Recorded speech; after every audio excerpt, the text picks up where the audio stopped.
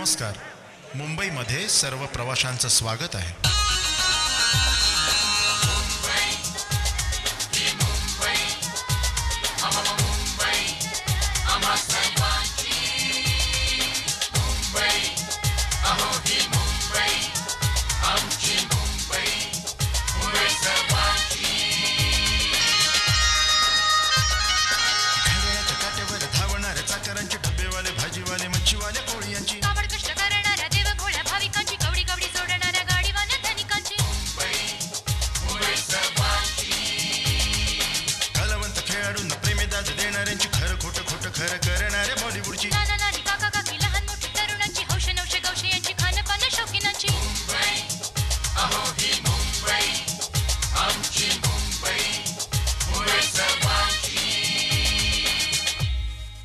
नमस्कार मुंबई सर्वांची मध्ये मी प्राजक्ता भोईटे आपल्या सर्वांचं मनपूर्वक स्वागत करते.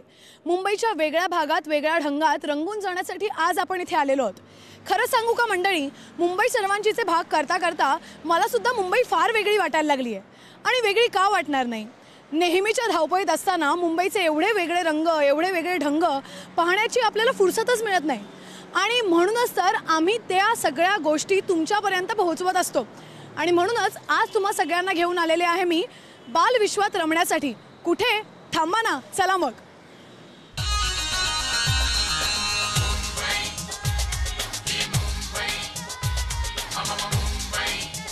मरीन ड्राईव्हच्या समुद्र किनाऱ्याच्या लाटा आणि धुंद करणारा वारा याचा आनंद आपण नेहमीच घेतो.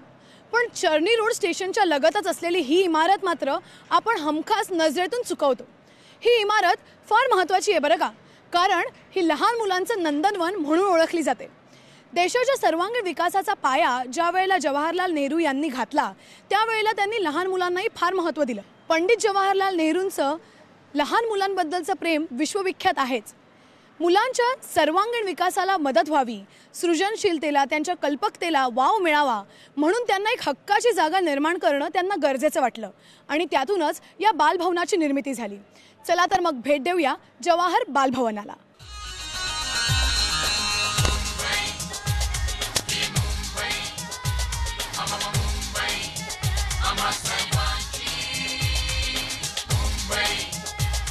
जवाहर बालभवन म्हटलं की लहान मुलांच्या विश्वामध्ये रमल्यानंतर मला सुद्धा अगदी लहान मूल व्हावंसं वाटतंय. मग विचार करा, येथे पूर्ण दिवसभर जे या मुलांच्या कार्यक्षेत्रामध्ये मग्न असतात त्यांचं काय होत असेल. या सगळ्यांची माहिती जाणून घेण्यासाठी आत्ता आपण आलेलो आहोत महाराष्ट्र राज्य जवाहर बालभवनच्या संचालिका माननीय सुमनजी शिंदे यांच्याकडे. नमस्कार सुमनजी. मुंबई सर्वांची मध्ये मी प्राजक्ता आपलं हार्दिक स्वागत करते. सुमनजी, आम्हाला जाणून घ्यायला आवडेल की आता बालभवनचा इतिहास काय आहे. 59 वर्ष एकूण या वास्तूला झालेली आहे, तर या वास्तूच्या ऐतिहासिक पार्श्वभूमीविषयी आम्हाला सांगा ना. जवाहर बालभवन ह्या मुलांच्या व्यक्तिमत्व विकासासाठी असलेलं हे कार्यालय.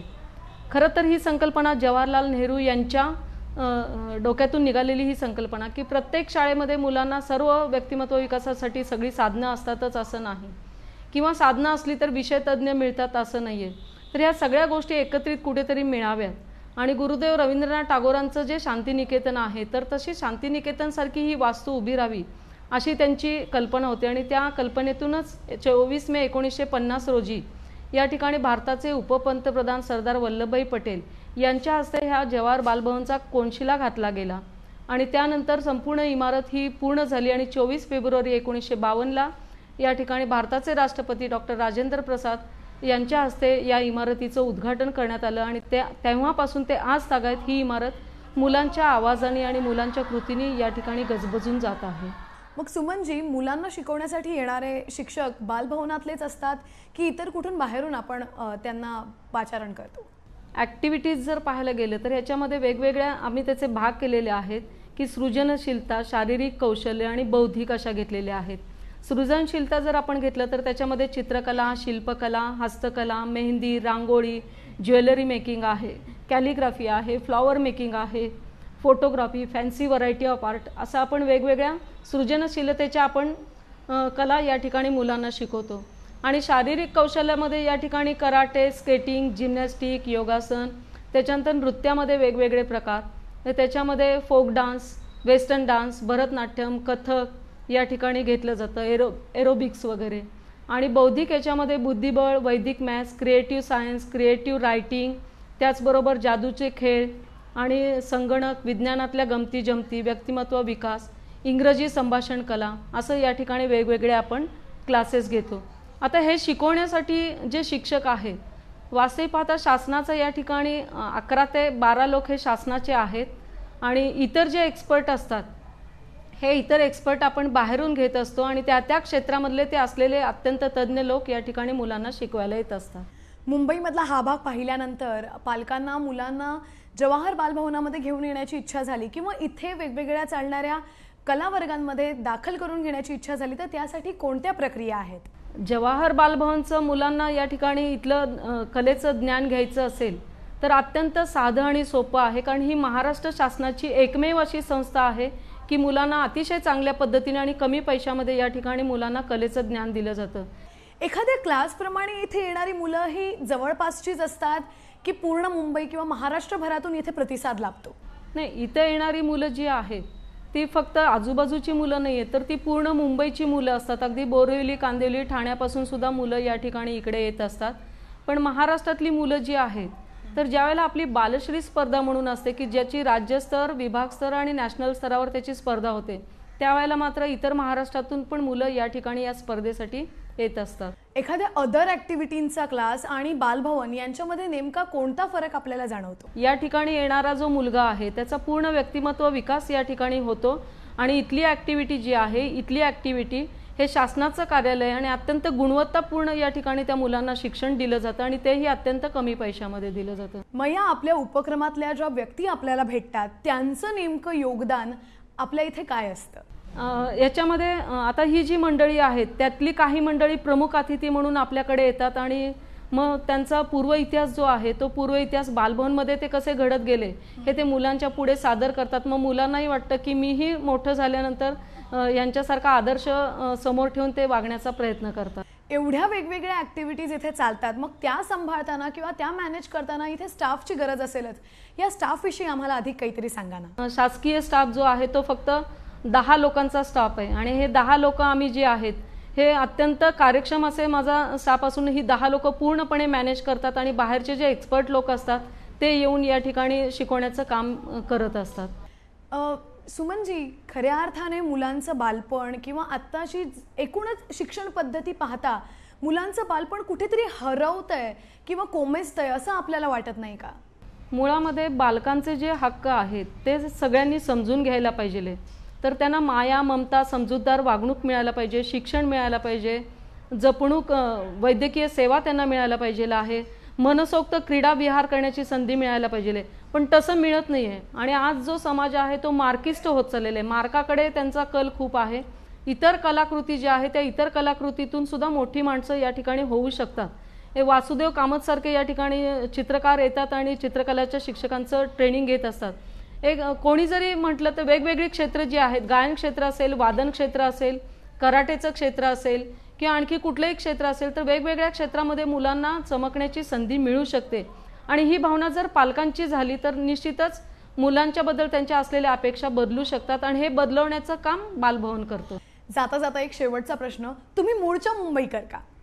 नाही, मी मूळ मुंबईची नाही आहे, मी मूळ सोलापूरची आहे. मग मुंबई कशी वाटते? मला मुंबई खूप आवडलेली आहे, कारण मुंबई जी आहे की या ठिकाणी असलेलं मानवी संबंधाचं जे वातावरण आहे ते एक कुटुंबाचं आहे आणि सगळेजण एकमेकाला मदत करण्यामध्ये खूप म्हणजे स्वतःचं एक कर्तव्य समजतात आणि त्या दृष्टीने वागतात आणि त्यामुळे जी कौटुंबिक वृत्ती आहे ती खूप चांगली आणि ती मला आवडलेली आहे. आपल्या या विश्वात आल्यानंतर खूप छान वाटलं, जावंसही वाटत नव्हतं. पण काय करणार की आमच्या मुंबईचा हा कार्यक्रम आहे आणि मुंबईचे वेगळे रंग दाखवण्यासाठी आम्हाला इथून जायला हवंच. पण आपण मुंबई सर्वांच्याशी एवढा वेळात वेळ काढून बोललात त्याबद्दल खरंच आपले मनपूर्वक आभार. धन्यवाद. धन्यवाद. मी आता मुंबईचे वेगळे रंग दाखवण्यासाठी तुम्हाला पुढे घेऊन जाणार आहे.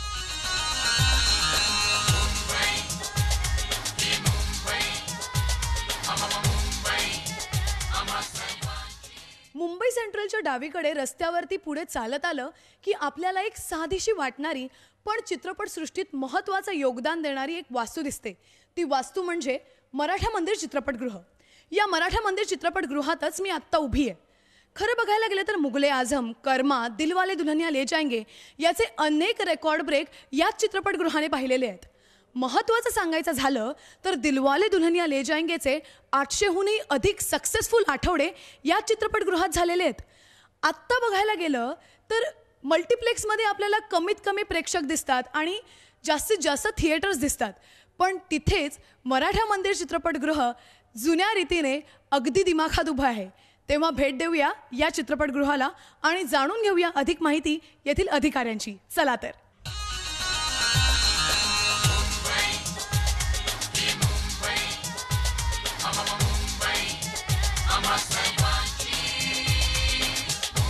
मराठा मंदिर चित्रपटगृहाविषयी अधिक माहिती जाणून घेण्यासाठी आता आपण भेटतो आहोत राणे साहेबांना. राणे साहेब इथले मॅनेजर आहेत. नमस्कार. आपलं मुंबई सर्वांचीमध्ये हार्दिक स्वागत. सर, आम्हाला सांगा ना की इथे मराठी चित्रपटसृष्टी तसंच हिंदी चित्रपटसृष्टी यांचा दोहोंचा सुवर्ण काळ या मराठा मंदिरने पाहिलेला आहे, तर इथे कोणत्या आठवणी आहेत याच्याबद्दल काही आम्हाला थोडक्यात सांगू शकाल का? ते मी तुम्हाला सर, आमचं हे थिएटर चालू झालं, मराठा मंदिर सिनेमा चालू झाला ना 1958मध्ये, आणि इथे सर्वात पहिला पिक्चर लागला साधना, आणि तो पहिलाच पिक्चर आमच्याकडे म्हणजे इकडे मराठा मंदिरला जो सिल्वर जुबली गेला होता, म्हणजे 25 आठवडे चालला. त्यानंतर सर्वात म्हणजे एकदम हिट पिक्चर असं आमच्याकडे मोगले आझम आला. तो म्हणजे इतका हिट झाला की त्यावेळेस म्हणजे जवळजवळ 2 वर्ष ॲडव्हान्समध्येच हा पिक्चर हाऊसफुल गेला होता, म्हणजे करंट उघडायलाच लागले नव्हतं. त्या प्रीमियर सोसायटी जी प्रिंट आली होती ती हत्तीवरून म्हणजे एकदम सजवून वगैरे इकडे घेऊन, त्याचबरोबर सर्व जेवढे कलाकार त्या पिक्चरमध्ये काम करत होते मोठमोठे, दिलीप कुमार साहेब, मधुबाला आणि इतर बाकीचे कला सर्व या पिक्चर म्हणजे त्या प्रीमियरला त्या लोकांनी हजेरी लावली होती. आणि बाकीचे पण त्यावेळेसचे जे नामवंत कलाकार होते ते सुद्धा या प्रीमियर शोसाठी आले होते. आपल्याला माहिती आहेच की मराठा मंदिर येथे बरेचसे रेकॉर्ड ब्रेक चित्रपट झालेले आहेत, म्हणजे मोगले आझम असो किंवा मग DDLJ म्हणजेच दिलवाले दुल्हनिया ले जाएंगे. मग या चित्रपटांविषयी आम्हाला काही अधिक सांगा ना. मोगले आझमविषयी तर मी तुम्हाला सांगितलं आहे की त्याचा एवढा मोठा ग्रँड प्रीमियर शो इथे झाला होता. त्याच्यानंतर आमच्याकडे हिट दुसरा पिक्चर गेला मोगले आझम कर्मा म्हणून, त्यावेळेससुद्धा असं तो पण पिक्चर आमच्याकडे सिल्वर जुबली झाला. आणि त्यावेळेससुद्धा पुरी टीम जेवढे कलाकार होते, दिलीप कुमार साहेब, अनिल कपूर, जॅकी श्रॉफ, श्रीदेवी, सर्व पुरे बसच्या बस भरून आमच्याकडे इकडे प्रीमियर शोला आले होते. आणि त्यानंतर आता लेटेस्ट आमच्याकडे दिलवाले दुल्हनिया पिक्चर चालू आहे. आज त्याला 15 वर्ष होऊन गेले, अजूनही तो पिक्चर आमच्याकडे व्यवस्थित चालू आहे. बँक हॉलिडे असो किंवा संडे असो, आजही तो पिक्चर हाऊसफुल जातो. आम्हाला विचारायचं आहे की मग दिलवाले दुल्हनिया ले जाएंगेला 15 वर्ष झाली आहेत, मग त्याचं काही रेकॉर्ड्समध्ये नाव आलेलं आहे किंवा विश्व रेकॉर्ड ज्याला म्हणतो आपण वर्ल्ड रेकॉर्ड्स, त्याच्यामध्ये नोंद झालेली आहे का? अजून तशी ऑफिशियल काय नोंद झालेली नाही आहे, पण आमचा प्रयत्न आहे की तो म्हणजे होईल असं आम्हाला पण वाटतं आहे. आणि आम्ही आता ऐकलं की कुठे चायनाला कुठला तरी एक पिक्चर 15 वर्ष म्हणजे चालला होता असं ऐकलं आहे. तर आम्ही पण आता ऑलरेडी 15 वर्ष तर होऊन गेलेली आहेत, 16 वर्षात त्याचं चालू आहे. आज त्याच्या 833 वीक कंप्लीट झालेले आहेत. अरे वा. आता आपण बघतो आहोत की मल्टिप्लेक्सचा जमाना आलेला आहे, एवढी मोठी मोठी थिएटर्स आहेत, तिकडे इतक्या मोठ्या दराने म्हणजे तिकीटं विकली जातात. त्यावेळेला इथे आपल्या इथे तिकिटांचे दर काय आहेत? मी असं ऐकलं की बऱ्याच इतर थिएटर्सच्या तुलनेने फार कमी आहेत, तर ते कसं काय शक्य आहे? नाही, थिएटरचे रेटमध्ये आमचा तसा एरिया म्हणजे इकडे सगळे मिडल क्लासचे वगैरे पब्लिक राहतं, त्या हिशोबाने रेट आम्ही हाय ठेवून काही थिएटर चालणार नाही. पण जेवढं थिएटर चालतं त्या हिशोबाने त्यामुळे पब्लिक पण आमच्याकडे येतं, नाही असं नाही. आणि ते आम्हाला परवडतं, त्या हिशोबाने आम्ही रेट ठेवतो. रेट हाय ठेवून मल्टिप्लेक्ससारखे ठेवून उद्या काय मल्टिप्लेक्स आजच्या तारीखला शो पण कॅन्सल करावे लागतात पब्लिक नसल्यामुळे. तशी अजून तरी आमच्याकडे परिस्थिती आलेली नाही. क्या बात आहे. मग पब्लिकसाठी आपल्या इथे कोणकोणत्या सोयीसुविधा आपण पुरवतो? सुविधा म्हणजे आमच्याकडे तर तुम्ही आमचं बघितलं तर आता मेंटेनन्स पण बघा, म्हणजे एवढं मेंटेनन्स तुम्हाला नीट अँड क्लीन कुठेही मिळणार नाही. आजच्या सिंगल थिएटरमध्ये तुम्ही जाल तर अजूनही आम्ही पब्लिकला ज्या सुविधा द्यायच्या ज्या आहेत बेसिकली त्या सर्व अगदी व्यवस्थितपणे आम्ही पुऱ्या करतो. मग राणेसाहेब, तुम्ही मूळचे मुंबईकर का? हो, मी मुंबईचाच आहे. मग तुम्हाला मुंबई कशी वाटते? मुंबई तर म्हणजे आज पुऱ्या म्हणजे जगामध्ये फेमस मुंबई सिटी आहे, जो न्यूयॉर्कच्या म्हणजे तोडीची तोड ते आहे. पाहिलं, न्यूयॉर्कच्या तोडीस तोड मुंबई हे शहर, तर एकीकडे मल्टिप्लेक्सच्या तोडीस तोड हे मराठा मंदिर थिएटर. तेवढ्याच दिमाखात उज्ज्वल रीतीने उभं राहील याबद्दल कुठलीही शंका नाही. आज आपण जवाहर बालभवनाला भेट दिली, त्यानंतर सुपर डुपर हिट चित्रपटांची शृंखला साजरी केलेल्या मराठा मंदिराला भेट दिली. आत्ता मी तुम्हाला घेऊन आले एका नाट्यगृहात. नाही, नाट्यगृहात नको, पण लायब्ररीत. ॲक्च्युली असं म्हणायला हरकत नाही आहे की भारतीय संस्कृती आणि कला यांची जपणूक करणाऱ्या एका जागतिक संस्थेकडे. गोंधळलात ना? अहो, तसं गोंधळायचं कारण नाही आहे. ही संस्था तुम्हा सगळ्यांना माहिती आहे. काय आहे, चौपाटीकडून म्हणजे मरीन ड्राईव्हकडून ज्या वेळेला मुंबईच्या भरगच्च ट्रॅफिकमध्ये गाडी वळते त्यावेळेला उजवीकडे एक साधीशी पण देखणी वास्तू लागते. नाव असतं भारतीय विद्याभवन. या भारतीय विद्याभवनाकडे आपल्या लक्ष एवढं कधी कधी जात नाही, कारण ट्रॅफिकमध्ये आपण बिझी असतो, नाही का? मग कुठेतरी मनाच्या back of the mind register होतं, हां भारतीय विद्याभवन आलं, आता पुढे काय लागतं आहे. पण आपल्याला तेवढ्यावरनं भारतीय विद्याभवन याची व्याप्ती कळत नाही. तेव्हा हीच सगळी व्याप्ती, त्याच्या मागचा इतिहास आणि या संस्थेचं कार्य नक्की कुठपर्यंत चालतं आणि काय करते ही संस्था, या सगळ्याबद्दल जाणून घेण्यासाठी आपण आज येथे आलेलो आहोत. चला तर मग वेळ नको दवडायला, भेट देऊया भारतीय विद्याभवनाला.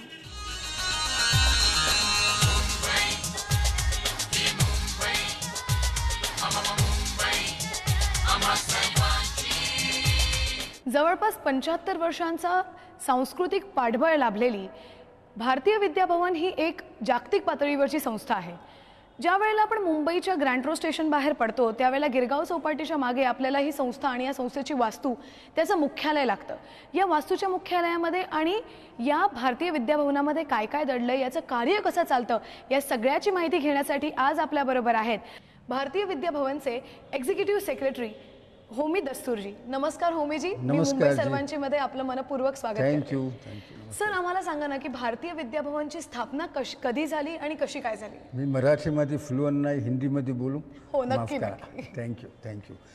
मैं मुंशी जी जो हमारे फाउंडर थे, उन्होंने सोचा कि आज़ादी तो लेकर रहेंगे गांधी बापू, इसीलिए और देश का जो लोकशाही का मालखा है, देश की जो राजकीय ये प्रगति है आर्थिक, वो तो नेहरू सरदार सब संभाल लेंगे, लेकिन कल्चर का क्या होगा? अगर लोगों में चारित्र नहीं है, अगर लोगों में ये नहीं है, तो उनका क्या होगा? इसीलिए उन्होंने सोच के रखा 1930s में कि ऐसी एक मूवमेंट जिसको सांस्कृतिक अभियान कहा जा सकता है वो एस्टैब्लिश करे कि जिससे बेस में ये बात थी कि अंग्रेजों की बनाई हुई एजुकेशन व्यवस्था थी, अंग्रेजों की बनाई हिस्ट्री थी, तो मटीरियलिज्म जो होता है वो मटीरियलिज्म वाज dominating the thoughts process of the people of India. उसमें से बाहर निकल के हमारी जो सांस्कृतिक विरासत है, इस विरासत में से आध्यात्मिक और सांस्कृतिक मोती निकाल के देश के सामने पेश करना, वो उनका मकसद था. इसीलिए 1938 में उन्होंने ये स्थापित किया. मग दस्तूरजी, आम्हाला सांगा की येथे कोणकोणत्या प्रकारचे सांस्कृतिक आणि कलाचे कार्यक्रम चालतात? ये इकड़े मुंशी जी का विजन ऐसा था कि उन्होंने पहले संस्कृत भाषा के लिए cultural Sanskrit, base is Sanskrit, there is no sanskriti without Sanskrit, तो उसके इंस्टीट्यूशंस एस्टैब्लिश किए. उन्होंने संगीत और नर्तन शिक्षापीठ की स्थापना की. जिस स्थापना में पंडित रतनजनकर का महत्व का योगदान रहा. उसके बाद चिदान नगरकर साहब और कैकिनी साहब, वो दिनकर कैकिनी, वो सब प्रिंसिपल रहे. अल्लाह रखा साहब भी यहाँ तबला सिखाया करते थे. और ये इंस्टीट्यूशन 70 years ओल्ड है और अभी इंटरनेशनल हो गया है. वी हैव कोलैबोरेशन विद फॉरेन यूनिवर्सिटी एंड हमने अंधेरी में भी उनकी ब्रांच निकाली है. फिर कला केंद्र जो हमारा है, तो जो इंटर कॉलेज ड्रामा कंपटीशन करता था, बहुत सी सारी एक्टिविटी थी, इसमें से ये एक था. तो अपने देश में, अपने बम्बई में जो आर्ट और ड्रामा शुरू हुआ वो ICDC से. बहुत ज्यादा इंटर कॉलेजिएट कॉम्पिटिशन्स हुआ करते थे उन दिनों, तो उसके बारे में कुछ बताएंगे हमें? वो कंपटीशन से ही ये आर्टिस्ट बाहर आए. अच्छा. मराठी, गुजराती तो हर एक आर्टिस्ट का आप नाम दीजिए और यहाँ से शुरुआत हुई. लेकिन मराठी की भी विजया मेहता जैसे कई आर्टिस्ट यहाँ से आए. और हिंदी के कहूँ संजीव कुमार से लेकर परेश रावल तक, ये सब ने अपना पहला परफॉर्मेंस यहाँ दिया. मैंने बहुत बार सुना है कि कि भारतीय विद्या भवन की एक बहुत बड़ी लाइब्रेरी भी है, तो ये लाइब्रेरी में तकरीबन 80,000 के ऊपर पुस्तकों का संग्रहालय है, तो उसके बारे में हमें कुछ बताइए। हमारी ये लाइब्रेरी की स्पेशलिटी संस्कृत और इंडोलॉजी है अच्छा। और लिटरेचर है। अच्छा। और ये पहली लाइब्रेरी है ऐसी सारे हिंदुस्तान में। वी हैव गॉट 36 लाइब्रेरीज, बाप रे। Not to count of our schools libraries and colleges library. Okay. We have got 90 schools okay, all over India, 90 schools. And in the last 3-4 years, we have opened 4 schools in the Gulf country. Gulf country में हमने स्कूलें शुरू की। अच्छा, म्हणजे परदेशामध्ये पण तुम्ही कार्यरत आहात। Kuwait, Abu Dhabi, Qatar, end वहाँ अरेबिक और संस्कृत साथ में सिखाई जाती है। अच्छा। It's a big thing, it's an achievement. So हाँ, अरेबिक और साथ में सिखाई जाती है। अच्छा, मुझे और जानना है कि यहाँ पर ये मुख्यालय है, ये हेडक्वार्टर्स है, तो यहाँ पे कौन कौन से प्रकार के सांस्कृतिक प्रोग्राम होते हैं? यहाँ तो drama, dance, music, everything. Even we show film every week, every month. You see, we have old film songs where अमीर सयानी साहब भी आते हैं, ये सब आते हैं, हर एक प्रकार के होते हैं। लेकिन भारतीय विद्या भवन जो संस्था है ना, वो संस्था एक अलग है। We are one of the largest publishers of the country. We are publishing magazines English में, हिंदी में, गुजराती में, हम मैगजीन्स पब्लिश करते हैं। और हमारी किताबें जो राजा जी और की रामायण महाभारत है, वो इंग्लिश किताब में इतनी कॉपीज खपी नहीं है। 1.5 million copies have been sold so far. So हम लार्जेस्ट पब्लिशर्स भी है। हमारी 35 कॉलेजेस है। और हमारे एजुकेशन में स्पेक्ट्रम में संस्कृत से लेकर मॉडर्न मैनेजमेंट तक मुंशी जी ने खोला। मास कम्युनिकेशन एंड मीडिया का पहला इंस्टीट्यूशन यहाँ खुला। क्या बात है। हाँ, और अच्छा सर जी, मुझे बताइए ना, मतलब यहाँ पे आपने जैसे कहा कि पब्लिशिंग हाउस है, तो पब्लिशिंग हाउस में सिर्फ रामायण महाभारत जैसी सांस्कृतिक कथाएं होती सभी है। Autobiography, biography, literature. अच्छा। फॉर इंस्टेंस चागला साहब की ऑटोबायोग्राफी है। अच्छा। या तो हम पब्लिशर थे, वो गांधी जी की ऑटोबायोग्राफी का, अरे बायोग्राफी वाला, वो मैं नाम भूल बहुत गया। ज्यादा बुक्स है, मतलब कोई भी एक रेंज तक हम लोग नहीं है। हम एक cultural the base is culture, मतलब संस्कृति और संस्कृति की जो हम बोलते हैं कि संगोपन जिसको कहते हैं, उसके लिए। तो अभी हम बताइए कि ये भारतीय विद्या भवन के फ्यूचर प्रोस्पेक्ट्स या कोई अगर भविष्य के प्लान है तो वो क्या है? हमारे तो जो हम रास्ते पे चल रहे हैं, इसमें और अच्छी तरह कैसे चले वही है रास्ता। तो मुंशी जी ने, हमारे फाउंडर ने साफ करके दिया है। अभी इतिहास की बात करें तो इतिहास अंग्रेजों का लिखा गया था, तो मुंशी जी ने 70 हिस्टोरियंस की पैनल की, और 70 हिस्टोरियंस की पैनल ने 30 साल मेहनत करके वैदिक एजिस से 1947 तक की हिस्ट्री लिखी। अच्छा। जो सारी दुनिया की यूनिवर्सिटी में रेफरेंस बुक है। Authentic reference book on Indian history. So ऐसे कई काम हमारे वहाँ एक फ्री हॉस्पिटल सिकंदराबाद में चल रही है। अच्छा। विडो एम्पावरमेंट सेंटर कोची में चल रहा है। अच्छा। हम त्रिपुरा में भी है, हम कन्याकुमारी में भी है। भारत में तो है ही है, पर भारत के बाहर भी है। अभी भारत के बाहर आपने जैसे कहा कि गल्फ कंट्रीज में हमने स्कूल्स खोले। हम लंदन में है, अमेरिका में है। से कोई और अब्रॉड में या परदेश में है तो उसके बारे में कुछ बताएंगे? ऑस्ट्रेलिया में है, लंदन में है, अमेरिका में है। वहाँ भारतीय भाषाएं सिखाई जाती है, वहाँ भारतीय म्यूजिक, डांस, ये सब सिखाया जाता है। अपना कल्चर वहाँ हम लेकर गए। अच्छा, तो होमी जी मैं पूछना चाहूंगी कि आप मुंबई कर हैं क्या?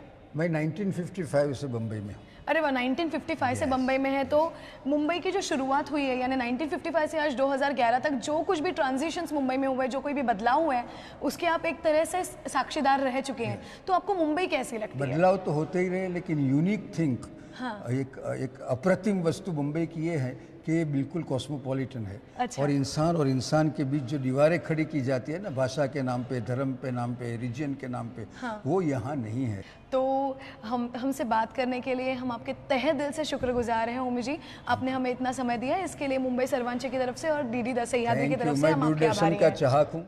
पाहिलत, भारतीय विद्या भवनाचा एक सांस्कृतिक सोहळा आणि त्या सोहळ्याचे साक्षीदार आज आपण झालो। 75 वर्षांचा वारसा लाभलेली ही संस्था, तिचं जागतिक पातळीवरचं काम आणि संस्कृतीची जपणूक, हेही एक मुंबईचं वेगळं अंग आहे। हाही एक मुंबईचा वेगळा रंग आहे। मुंबई सर्वांचीच्या पुढच्या भागामध्ये अशाच वेगळ्या मुंबईच्या रंगात आणि ढंगात रंगून जाण्यासाठी मी तुम्हाला घेऊन जाणार आहे। पण आत्ता वेळ झाली आहे जायची, तेव्हा मी प्राजक्ता भोईटे तुम्हाला करते बाय बाय। काळजी घ्या, नमस्कार आणि पाहत रहा आपला आवडता कार्यक्रम मुंबई सर्वांची। सुनो सजना